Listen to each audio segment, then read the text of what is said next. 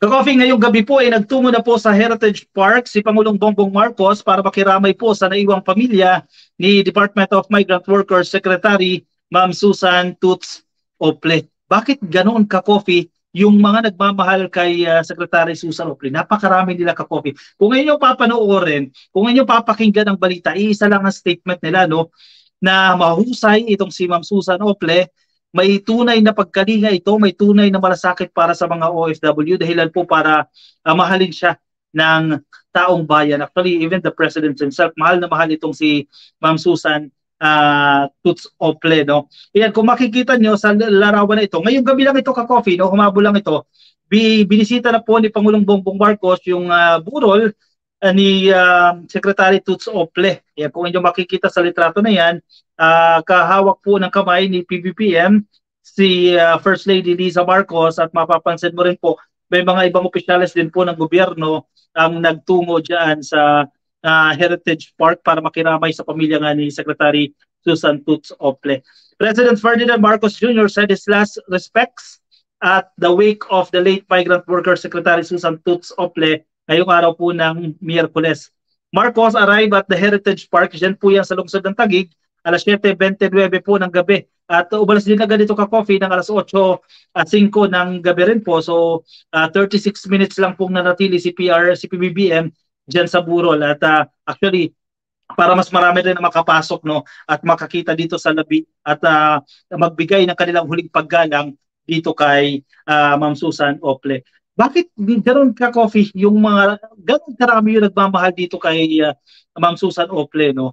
Actually, malungkot din kasi talaga yung nangyari sa buhay ni Ma'am Susan Ople, no? Bago siya pumanaw, namatayan po siya ng dalawang kapatid, magkasunod ng ka-coffee, in a matter of 5 days lang. Magkasunod namatay yung dalawa niyang kapatid, at ang nakalulungkot dito, parehas dahil sa sakit po sa baga, lung cancer, ka-coffee, ang ikinamatay nitong kanyang dalawang kapatid. Imagine mo yan ka-coffee, no?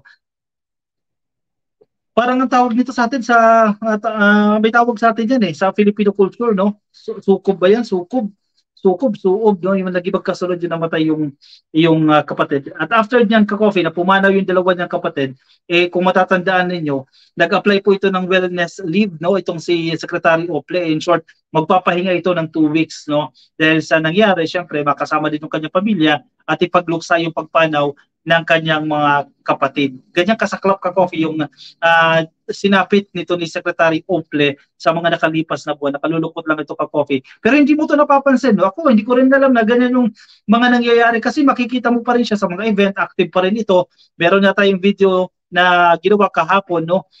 Umattend pa rin po siya sa event para sa ating mga kababayang OFW. Hindi mo mapapansin, pero sa kanyang speeches, mapapansin mo na medyo nangihina ito, no? O hindi siya ganoon ka-jolly o ka-active noong siya ay bago-bago pa lang po dyan sa DMW o Department of Migrant Workers.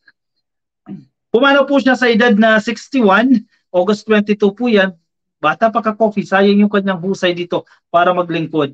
Bago po ang kanyang pagpanaw, una na pong napabalita na siya ay nagkaroon po ng breast cancer, pero survivor na po siya, no? I-declare naman yan na siya ay breast cancer survivor, pero posible ba yun na bumabalik ito sa dati ka-coffee? No? Hindi natin alam yan, pero mukhang ganoon po ang nangyari ata dito. Noong 2019 pa siya na-diagnose itong stage 2 breast cancer. So 4 years na rin po nakalilipas. At noong 2020 rin ka-coffee, so mailalim na po siya sa breast surgery para alisin po yung tumor doon sa kanyang suso.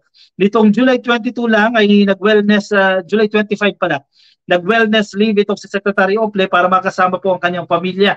Lalo nga po naging magkasunod po yung pagpanaw ng dalawa niyang kapatid dahil po sa lung cancer. Bakit nga ba ganoon na lang karami ang nagmamahal kay Ma'am Susan, no? Una na dito, syempre, ang kanyang malasakit sa kanyang OFW at damang-dama mo yung kanyang sincerity, yung kanyang totoong serbisyo para sa mga Pilipino, kaya ganoon na lang siya kamahal ng mga OFW. And imagine, bago itong department na ito, itong Department of Migrant Workers, bago yan, ilalatag niyo pa lang yan. At nagawa niya naman yan ka-coffee ng medyo mabilis din naman ka-coffee yung kanyang paglalatag. If, in fairness, no? Kasi kung bago yan, syempre mag-set up ka pa lang dyan your organizational structures mo, mag-hire ka pa ng mga tao, at napakarami kang dapat set up. So usually, matagal yan bago maging fully operational, pero naging mabilis po yan sa panunungkulan po ni Department of Migrant Workers Secretary Susan Toots Ople. Dati na po siyang naglingkod bilang Labor Undersecretary po sa panahon po ni PGMA. Siya rin po ay founder nitong Blas Ople Policy Center and Training Institute. Isa po yung NGO na nagsusulok po sa karapatan ng mga migrant workers. May mga parangal din po itong natanggap, particular dyan po sa Estados Unidos dahil po sa kanya mga advokasya. Para po sa hindi nakakakilala kay Secretary Ople, siya po ay anak ng dating kalihim din ng DOLE at ng Foreign Affairs na si Secretary Blas Ople. Kami po ay nakikiramay ka-coffee sa nangyari sa naiwang pamilya ng mahusay at magiting na kalihim ng Department of Migrant Workers. Nakalulungkot masinapit ka-coffee ng mahusay na lingkod bayan. Mabait siya ka-coffee, sabi ni Ma'am Edith Purpura. Ay, magkasukob yun, magkasukob yung correct term. Actually, yes, makikita mo sa kanyang talumpati, no, sa mga speeches niya, very malumanay lang itong si Secretary Ople, no. Parang hindi mo siya aawayin kasi sobrang bait niya, no. Yung ibang mga government officials nag-aaway-away at makikipagdebate, pero ito parang kasalanan mo kung awayin mo siya o makipagdebate ka sa kanya dahil napakamalumanay nitong kalihim na si Secretary Ople. Sayang ka-coffee. Aqua Beast, I don't like Trillanes but his claim seems standing out. Marilu Cordovilla watching here in Hong Kong, happy viewing po sa inyo. Cindy Iwaasa, yes, matutong magtipid at magtrabaho ng marami. Correct ka-coffee, yan yung kanina natin pinag-uusapan. Sukob po yun, sabi ni Bebe El Midulan. Tama, sukob, yung parang naging magkasunod. Actually, sa amin din sa Leyte, no, may mga pamahiing kami dyan na parang hindi magsukob, dapat parang iikot, basta may mga ganyan pa, may mga dapat ikutin para hindi magkasunod yung papanaw ng mga kabag-anak. Ganoon, nakalulukot. In a matter of 5 days ka-coffee, naging magkasunod nga yung pagpanaw nitong mga kapatid po ni Secretary Ople. At isang sakit pa, lung cancer ang kanilang ikinamatay. Kaya nga parang natatakot tuloy tayo eh. Dapat ingatan natin ang ating mga sarili. Ika nga fit, commit to be fit. Yan. Nandito si Ma'am Gina Linio Santos. Happy viewing po sa inyo. Ito, tagapagsulong ng commit to be fit, hashtag commit to be fit. Malaking bagay din talaga ang healthy. Actually, guilty ako dyan dahil hindi tayo ganoon ka-healthy. No? Dapat maging healthy para iwas sakit. Pero syempre, tinatamaan din tayo ng tadhana at kinakailangan natin i-endure yung ganitong klase ng mga karamdaman. Syempre, kung kayo ay may iniindang karamdaman ka-coffee, syempre, ang isang mabisang solusyon dyan, panalangin na lang no, na maalis ito. Kasi kahit gaano kakayaman, kahit gaano kakaraming resources, kung hanggang dito na lang, yun napuputol doon ka-coffee. No? So, panalangin na lang. Kaya nga importante maging mabuti tayo sa ating kapwa. No? It pays to be nice. Kasi hindi natin alam bukas iba na ang sitwasyon. Diba? So, yan yung mga aral ng buhay nating natututunan paunti-unti. Yan, disiplina daw, sabi ni Madam Ginaline. Totoo naman ang ginagawa ni PRRD, Mau Diggs, kung panahon na ng gera yan, siya ay isang traidor sa bansa. Sobra ang kanyang kapalpakan sa pagbibigay laya sa CCP at sa West Philippine Sea. Hudas siya. Galit na galit si Sir Romel dito. It's me, MY. Paano nyo kaya nasisikmura ang administrasyon ngayon? Ayos naman ang presyo ng bilihin. It's me. Mukhang ibang perception dito. Si It's me, MY. Hindi ko po alam kung bakit hindi nyo po nasisikmura ako. Nasisikmura ko naman.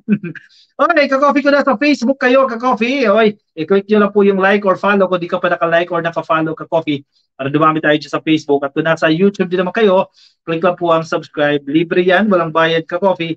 At i-shoutout natin ang mga ka-coffee natin na nasa Facebook. Eduardo Nitro, hello sa inyo. Happy viewing po sa inyo. At kay teka, sunod-sunod dito. Carmela Tanida, nandiyan po sa Facebook. Happy viewing din po sa inyo.